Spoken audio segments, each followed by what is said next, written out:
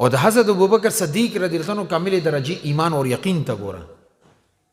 5 هجری کې چې کله رسول الله صلی الله علیه وسلم مدینه منورې نه مکه مکرمه ته د عمرې په نیت باندې رالو، 1500-1300 مختلف روایتونو مطابق دا صحابه کرام ورسره وو.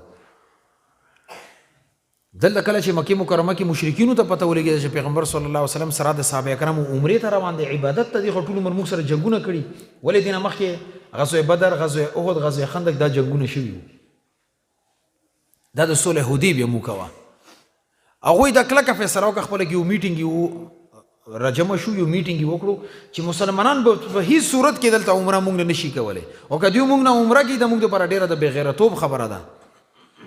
بدر کې دوی زموږ کسان قتل کو، احد کې قتل کو، خندق کې قتل کړي، دوی به اوس دلته عبادت کړي او موږ به سترګې غړو. نو رسول الله صلی الله علیه وسلم حدیبیه مقام کې ایثار شو او تفصیلي واقعه ده. حضرت عثمان رضی الله عنه ولیږلو، هغې یو اګریمنټ خپله کې وشو. هغې کې یو شرط دا هم و چې که چېرې مسلمان کافر شي العیاذ بالله، دا به بیا هلته وي، مسلمانانو ته بیا واپس نه ورکوي. او که چېرې کافر مسلمان شو نو مسلمان بیا واپس ورته ورکوي. او آینده کال پورې به مسلمانان عمره نه کوي. آینده کال که عمرې ته راځي نو مشرکین مکه به ورته اجازت ورکوي. دا شرایط حضرت عمر رضی الله عنه باندې ډېر عجیبه ولګېدو. هغې وایي چې دا شرایط ورسره مونږ ولې کېدو؟ حضرت ابوبکر صدیق رضی الله عنه ته راغلو، ورته یې ابوبکر یو څو تپوسونه درنه کول غواړم. پیغمبر صلی الله علیه وسلم سره خبرې نه شوې کولی، هغه مشر و. نو ځکه ابوبکر ته راغلو رضی الله تعالی عنه ته. ورته یې ابوبکر مونږ مسلمانان یو که نه یو؟ ورته یې ولې نه، موږ مسلمانان یو الحمدلله. وایي ابوبکر په حق یو او که نه یو؟ هغه وایي بالکل په حق یو.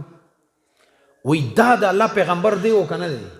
رسول الله صلی الله علیه وسلم طرف ته اشاره وکړه. وایي او بالکل یقینا دی، حق دی. وایي د مشرکین مکه ظالمان دي که نه دي؟ وایي بالکل ظالمان دي. وایي موږ سره ظلمونه کړي که نه دي کړي؟ او بالکل کړي دي. ورته وایي چې یا ابوبکر کله موږ په حق باندې شو، دا په غلطې باندې دي، باطل دي، دوی موږ سره ظلم کړی، دا ظالمان دي، موږ مظلوم یو، بیا د دې شرایطو باندې منلو څه ضرورت دی؟ دې نه خو دا معلومیږي چې موږ ټیک نه یو. حضرت ابوبکر صدیق رضی الله تعالی عنه ډېر حوصلې والا سړی و. ورته وایي چې ای عمر، زما دا عقیده ده چې حضرت محمد صلی الله علیه وسلم د الله رسول دی، اخیری پیغمبر دی، اور دی چې کومه فیصله کوي دا په وحي سره کوي. دا د پیغمبر صلی الله علیه وسلم خپلې فیصلې نه دي، او چې کومه فیصله پیغمبر صلی الله علیه وسلم د امت په حق کې کوي، هغې کې امت ته خیر دی. حضرت عمر رضی الله عنه دا وفرمایي چې ما دا ایمان او عقیده او یقین دی چې رسول الله صلی الله علیه وسلم د الله پیغمبر دی، اخیری پیغمبر دی، او ما هم دا یقین دی.